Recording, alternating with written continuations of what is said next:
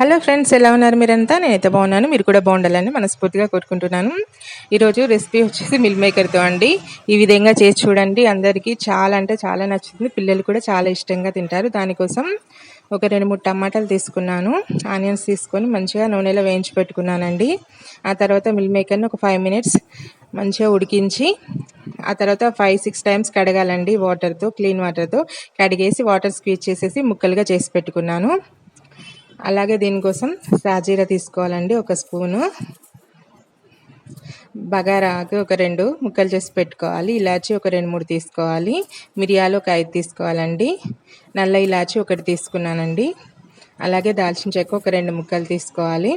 తర్వాత లవంగాలు ఒక 3 తీసుకోవాలి. అలాగే 4 పచ్చిమిర్చిని పొడవుగా చీలికలుగా చేసి పెట్టుకున్నానండి. తర్వాత కడాయి స్టవ్ ఆన్ చేసేసుకొని ఒక కడాయి పెట్టుకొని కొంచెం ఆయిల్ వేసుకోవాలండి. నేను ఆయిల్ చాలా తక్కువగా వేస్తున్నాను. సో ఇప్పుడు నేను మీకు చూపించిన మసాలా అన్నీ వేసేయాలి.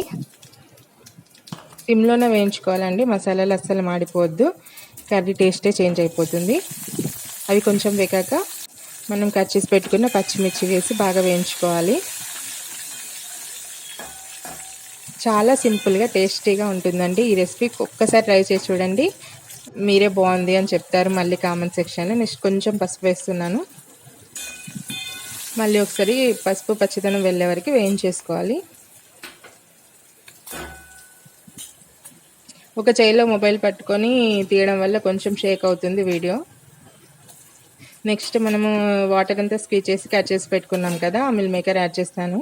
ఈ సోయా చంక్స్ అనేవి పెద్ద సైజులో వచ్చాయండి. న్యూటెల్లా రెడ్ కలర్ కవర్ తీసుకున్నాను. గ్రీన్ అయితే ఇంత పెద్ద సైజులో రావు, సో నేను ముక్కలు చేసుకున్నాను. మొత్తం మిల్ మేకర్ యాడ్ చేసుకున్నాక మంచిగా మిక్స్ చేసుకోవాలండి. ఒక 5 మినిట్స్ వరకు మూత పెట్టేసుకొని మనం మగ్గించుకోవాలి. మనకి పచ్చి స్మెల్ ఇంకే ఉండేది వెళ్ళిపోతుంది అన్నమాట. నెక్స్ట్ ఆనియన్ టమాటా వేయించి పెట్టుకున్నాం కదా, దాన్ని గ్రైండ్ చేసి పెట్టాను ఇక రెడీగా. ఇప్పుడు ఈ గ్రైండ్ చేసి పెట్టుకున్న పేస్ట్ని మనం ఇందులో యాడ్ చేద్దాము.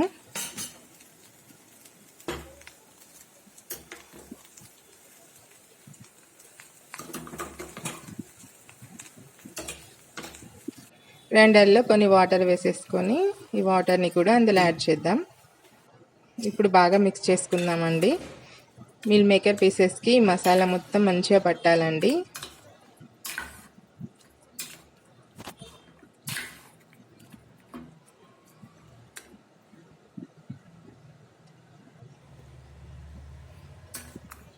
గ్రేవీ చూడండి చాలా చిక్కగా అనిపిస్తుంది, సో ఇంకొంచెం వాటర్ యాడ్ చేస్తున్నాను నేను. మీకు అలా నచ్చితే అలానే తీసుకోండి. కాకపోతే కొంచెం నేను గ్రేవీ కన్సిస్టెన్సీ ఇలా ఉంటే బాగుంటుందండి. మరీ థిక్గా ఉండొద్దు, మరీ లూజ్గా ఉండకుండా ఇలా ఉంటే బాగుంటుంది. ఇప్పుడు కర్రీకి సరిపడా సాల్ట్ యాడ్ చేస్తున్నాను. ఇంతవరకు ఎక్కడ నేను సాల్ట్ యాడ్ చేయలేదండి, ఆ పేస్ట్లో కూడా యాడ్ చేయలేదు, సో ఇక్కడ యాడ్ చేస్తున్నాను మొత్తం కర్రీకి సరిపడా సాల్ట్.